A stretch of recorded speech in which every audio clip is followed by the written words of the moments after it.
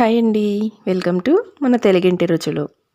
ఇవాల్టి ఈ వీడియోలో టొమాటో పుదీనాతోటి కమ్మటి రోటి పచ్చడి అయితే చేసి చూపిస్తానండి. ఈ టొమాటో పుదీనా రోటి పచ్చడి అన్నంలోకి బాగుంటుంది, అలాగే టిఫిన్స్లో కూడా బాగుంటుంది. ఒక్కసారి అయితే నేను చూపిస్తున్న ఈ ప్రాసెస్లో ట్రై చేయండి. జనరల్గా మనకి ఎంత మంచి కర్రీస్ ఉన్నా కూడా ఇలాంటి రోటి పచ్చడితో తింటే ఆ కమ్మదనమే వేరుగా ఉంటుంది కదండి. అన్నం మొత్తం కూడా ఆ పచ్చడితోనే తినాలనిపిస్తుంది, అంత రుచిగా ఉంటాయి ఈ రోటి పచ్చళ్ళు. అయితే ఇలాగా వేడివేడి అన్నంలో పచ్చడి వేసుకొని కొంచెం నెయ్యి వేసుకొని తిని చూడండి, నోటికి ఎంత కమ్మగా ఉంటుందో. మీకు నోట్లో నీళ్ళు ఊరుతున్నాయి కదండి, తప్పకుండా ట్రై చేయండి. అలాగే వీడియో మీకు నచ్చితే కనుక ఒక లైక్ ఇవ్వండి. ఛానల్ మీరు కొత్తగా చూస్తున్నట్లయితే ప్లీజ్ సబ్స్క్రైబ్ చేసుకోండి. ఇక ప్రాసెస్ ఏంటో చూపిస్తాను. ఫస్ట్ ఇక్కడ నేను ఒక 1 kg టమాటోస్ తీసుకున్నానండి. పుదీనా చూడండి ఇలాగ పట్టుకుంటే ఒక గుప్పెడు వరకు వచ్చింది, సరిపోతుందండి ఈ క్వాంటిటీ. ఈ రెండింటిని కూడా నీట్గా క్లీన్ చేసి పెట్టేసుకోండి. ఇప్పుడు స్టవ్ మీద ఒక కడాయి పెట్టుకోండి, అందులోకి 1 టేబుల్ స్పూన్ వరకు ఆయిల్ వేసుకోండి. ఆయిల్ వేడైన తర్వాత ఇక్కడ చూపిస్తున్నారు కదండి, చిన్న స్పూన్ తోటి ఒక 2 స్పూన్ల వరకు అయితే మినపప్పు, పొట్టుతో ఉన్న మినపప్పు వేసుకోండి ఉంటే కనుక, లేదంటే నార్మల్ మినపప్పు వేసేసుకోండి. అలాగే 1 స్పూన్ వరకు పచ్చిశనగపప్పు వేసాను, 1 అర స్పూన్ వరకు అయితే ధనియాలు వేసాను. చూడండి జీలకర్ర కూడా కొంచెం ఎక్కువే వేసుకోండి, 1 స్పూన్ వరకు జీలకర్ర వేసుకోండి. వీటిని ఈ నూనెలో బాగా ఫ్రై చేసుకోండి, సిమ్లో పెట్టేసుకుని ఫ్రై చేసుకోండి, మాడిపోకుండా చూసుకోండి.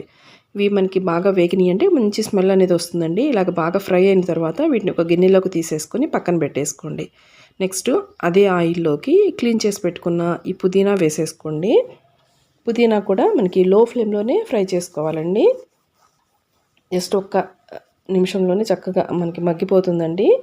మూత పెట్టకుండా మగ్గించుకోండి, ఏవైనా కూడా మూత పెట్టొద్దు. జస్ట్ ఇలా మూత లేకుండానే చక్కగా వీటిని ఇలాగ నూనెలో బాగా ఫ్రై చేసుకోండి, ఆ పచ్చి వాసన అంతా పోతుంది. ఇలా వేగిన ఈ పుదీనాను కూడా ఒక ప్లేట్లోకి తీసేసుకొని పక్కన పెట్టేసేయండి. నెక్స్ట్ కొంచెం ఆయిల్ వేసుకుంటున్నానండి, మీకు ఉంటే కనుక అదే ఆయిల్లో ఈ పచ్చిమిర్చిని కూడా వేయించేసుకోండి, లేదంటే మరొక స్పూన్ లేదా 2 స్పూన్ల వరకు ఆయిల్ వేసుకోండి.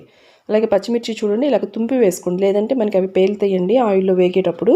ఇలాగ తుంపి వేసేసుకోండి. పచ్చిమిర్చిని కూడా మీరు చూసి కారానికి తగ్గట్లు వేసుకోవాలండి. ఇక్కడ చూడండి మనకి పైన వైట్ స్పాట్స్ వచ్చినాయి కదా, అంటే చక్కగా వేగినట్లు.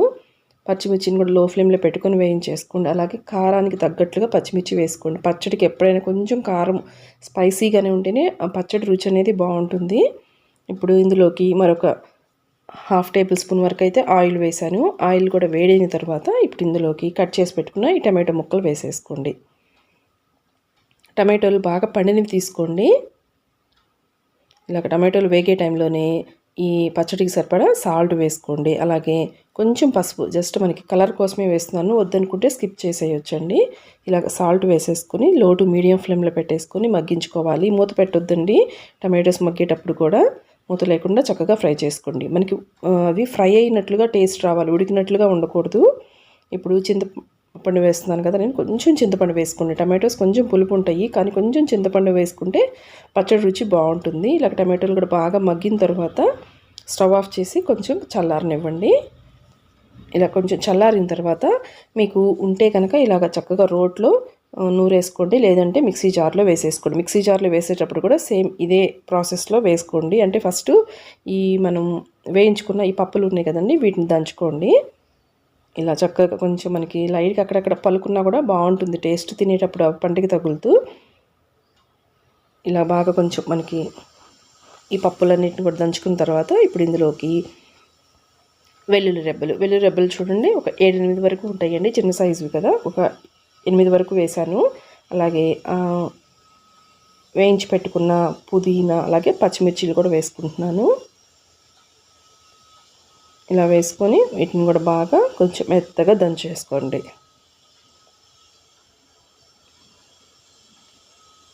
మీరు మిక్సీ జార్లో వేసినా కూడా ఫస్ట్ పప్పులు వేసుకుని అవి వేగిన తర్వాత వీటిని వేసేసుకోండి.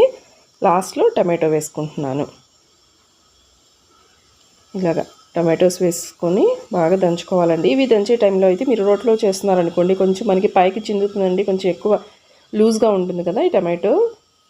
సో కొంచెం జాగ్రత్తగా ఇలాగ రౌండ్గా తిప్పుతూ చక్కగా నూరేసుకోండి, చక్కగా మెదిగిపోతుందండి.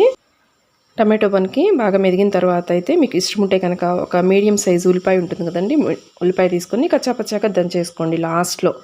ఆ టేస్ట్ కూడా చాలా బాగుంటుంది. మీరు ఒకవేళ మిక్సీ జార్లో వేసుకొని మనం మిక్సీ పట్టుకుంటున్నారనుకోండి, కొంచెం పల్సిస్తూ మిక్సీ పట్టేసుకున్నప్పుడే పచ్చడి రుచి బాగుంటుంది. అలాగ మెత్తగా పేస్ట్ లాగా ఉన్నా కూడా బాగోదు. ఇలాగ బాగా మెదిగిన ఈ పచ్చడిని అయితే ఇలాగ ప్లేట్లోకి తీసేసుకుంటున్నాను. మీకు ఇష్టం ఉంటే కనుక కొంచెం లైట్గా తాలింపు పెట్టేసుకోండి, లేదంటే అలా తిన్నా కూడా చాలా రుచిగా ఉంటుంది. ట్రై చేయండి. వీడియో నచ్చితే ప్లీజ్ లైక్ చేయండి, ఛానల్ అయితే సబ్స్క్రైబ్ చేయండి ఫ్రెండ్స్. Thanks for watching.